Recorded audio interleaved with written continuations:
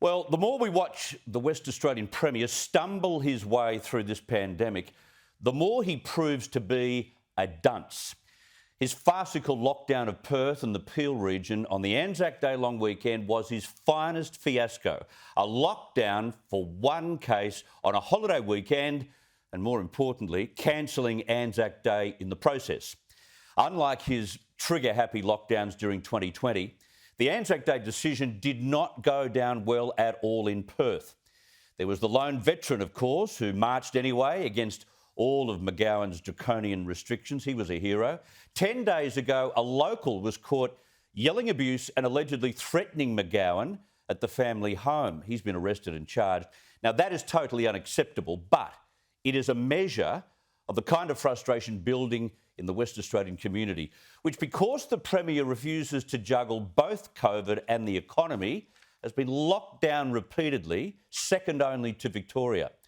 And although we won't admit it, that strategy cannot work, and it hasn't worked, and only causes immense damage to small and medium-sized businesses.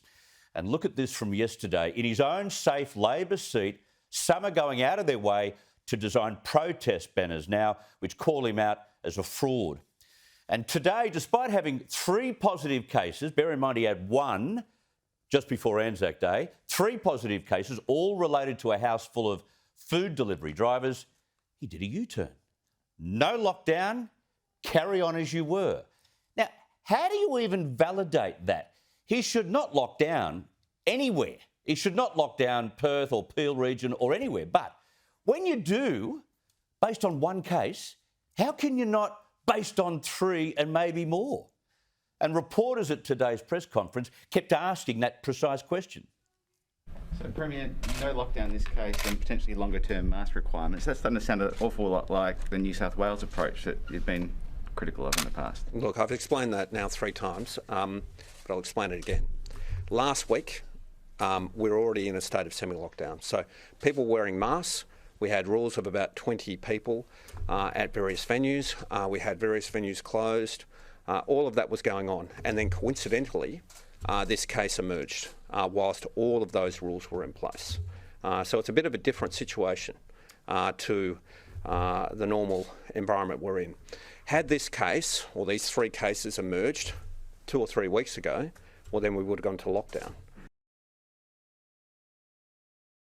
That makes absolutely no sense. He could have easily put on all those measures, just the measures, like the use of masks, for instance, and not lock down for Anzac Day. He's making it up and obviously not taking the medical advice he claims to be following. And where was the Chief Health Officer again? MIA.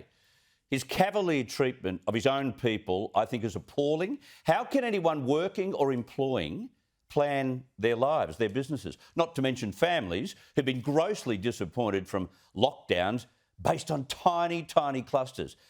But just maybe today's U-turn is a sign, as that reporter pointed to, that he's feeling the heat, hearing the voices of protest, and might just act proportionate to the infection rate from now on. Because acting out of fear and making crazy decisions to lock down because he's got no confidence in his own health system is a heartless, dictatorial way to run a state.